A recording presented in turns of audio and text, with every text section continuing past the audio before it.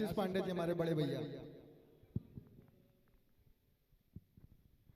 Hello,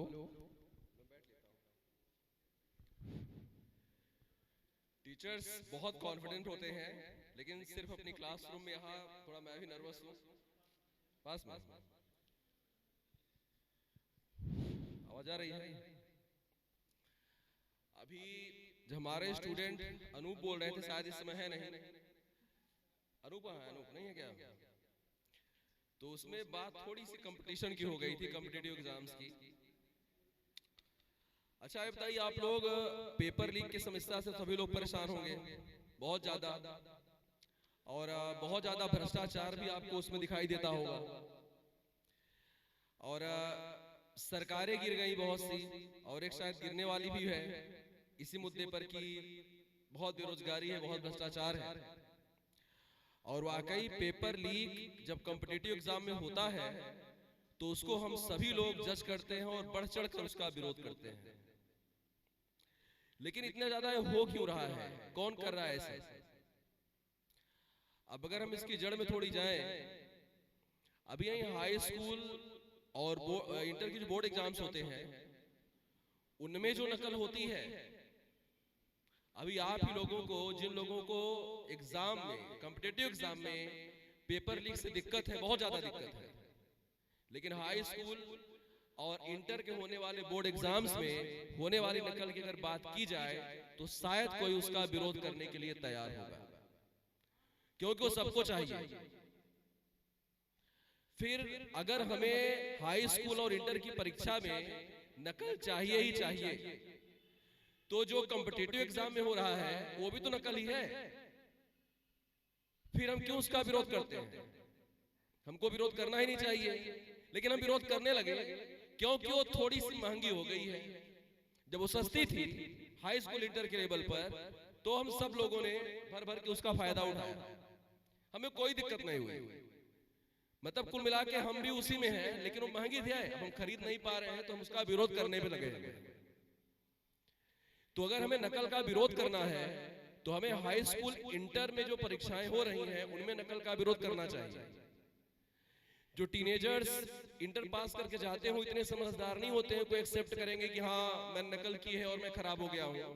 वो पढ़ने का ड्रामा करेंगे, हमेशा वो ड्रामा करेंगे कि हाँ मैं पढ़ रहा हूं, मैं बीएससी कर रहा हूं, मैं बीए कर रहा हूं, तैयारी कर रहा हूं। इनमें से शायद अगर 1000 बच्चों को देखा जाए तो उनमें से 10 बच्चे ऐसे होते हैं जो पढ़ रहे होते हैं, 90 फट मार रहे होते हैं और 900 प्रिटेंड कर रहे होते हैं कि हम पढ़ रहे हैं, घर वालों का पैसा लाके वहां पे बर्बाद कर रहे हैं सब कुछ। और जैसे ब्रेन वॉश सिर्फ इंसान का नहीं करता, परिस्थितियां, माहौल सब करते रहते हैं। नेता लोग हैं हमारे ऊपर राज करते हैं, उनका काम ही है परसेप्शन क्रिएट करना। वो परसेप्शन क्रिएट करते हैं और हमें अपने हिसाब से सोचने पर मजबूर करते हैं। नहीं तो हमको पता होता है कि करप्ट है वो, लेकिन उसकी बातों को हम कुछ देर में धीरे धीरे स्वीकार कर लेते हैं। अब अगर परीक्षा कहीं पे हो रही है, परीक्षा का 100% परिणाम आ रहा है, तो उसका मतलब क्या है परीक्षा का? किस लिए परीक्षा हो रही है? ऐसी कोई परीक्षा होती नहीं जिसका 100% परिणाम आए। अब हाई स्कूल इंटर की परीक्षा में कोई फेल ही नहीं हो रहा है, सरकार कभी फेल नहीं करेगी। मैं बोर्ड की कॉपियां चेक करने गया, मैं कुछ बच्चों को फेल करके आया मैथमेटिक्स में, मैंने उनके रोल नंबर लिख लिए, लेकिन जब उनका रिजल्ट आया तो सब पास थे। इसका मतलब सरकार को अपने सिर्फ वोट बैंक से मतलब है। वह बच्चा जो बिना पढ़े लिखे पास हो गया है, वो निश्चित रूप से अपने बारे में, अपने कैरियर के बारे में सही निर्णय कभी नहीं ले पाएगा, वह लोगों को डिमोटिवेट ही करेगा। और हम सिर्फ रोना रोते हैं कि ये समस्या वो समस्या, लेकिन अगर कहीं पर हम सफलता के शिखर पर नहीं पहुंच पाए या कुछ पायदान पर भी नहीं पहुंच पाए तो वह लगभग हमारी ही कमी होती है। और अगर कहीं भ्रष्टाचार है, यह मैं मानता हूं कि भ्रष्टाचार है, सरकारी करप्ट है, सब कुछ, लेकिन फिर भी जो प्रतिभावान लोग हैं, जो पढ़ते हैं, जिन्होंने सही मायने में जिन्होंने पढ़ा लिखा है, वो निश्चित रूप से सफल हुए। अरे अब उस पर हम लोग क्या है, अभी डिबेट नहीं कर सकते हैं, अभी डिबेट नहीं कर सकते। अब जैसे अब इसी में बहुत सारी चीजें होती हैं, परसेप्शन क्रिएट जिन बातों की हो जाता है, हम उसके बारे में ही सोचने लगते हैं।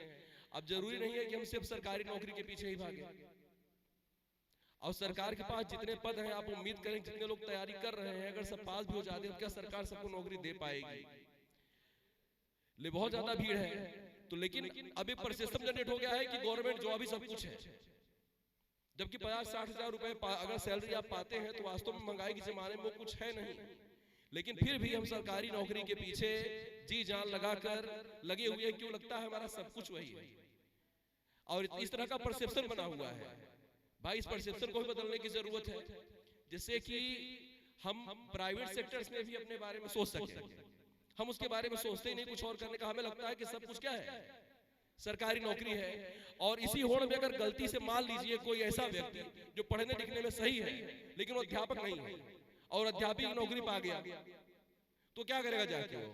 वो दिन रात एप्लीकेशन लगाएगा कॉलेज में छुट्टियों के लिए, क्योंकि वो अध्यापक नहीं है। उसे अध्यापक नहीं बनना था, उसे कुछ और बनना था। लेकिन वो क्या बन गया है? अध्यापक बन गया है। अब वो अध्यापक नहीं करना चाहता, वो गया है वहां पे सिर्फ पैसे के लिए। उसने सुना है कि गवर्नमेंट में हूं मैं, सिक्योरिटी मुझे कोई निकाल नहीं सकता, सस्पेंड भी हुआ तो मैं मुकदमा लड़कर फिर से वापस आ जाऊंगा, क्योंकि जनरली केस ऐसे ही जीते हैं लोग, और वो आराम से घर पे बैठना चाहता है। सरकारी नौकरियों के पीछे लोग कुछ सिक्योरिटी तो और कुछ सिर्फ आराम के लिए सोचते हैं कि सरकारी नौकरी मिल जाएगी तो हम आराम से काम करेंगे। सरकारी कर्मचारियों का इतना आंदोलन होता है अपने वेतन वृद्धि के लिए, सब कुछ के लिए होता है, लेकिन क्या कभी आप लोगों ने उनको देखा बच्चों की पढ़ाई के बारे में बात करते हुए? कभी उनका एक आंदोलन नहीं दिखाई देता। तो ऐसे मैं अध्यापक हूं, अगर मैं बोलना चालू करूंगा तो मैं काफी बोलता रहूंगा और वो खत्म नहीं होगा। और जल्दी जैसे बच्चे बोर होते हैं क्लास में, आप भी बोर हो जाएंगे।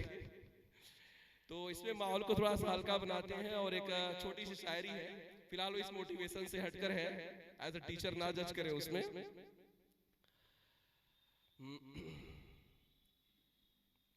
काश कहीं होती कोई मोहब्बत की दुकान, काश कहीं होती कोई मोहब्बत की दुकान, तो मैं उनसे मिन्नतें करता कि थोड़ी सी खरीद लें मेरे लिए।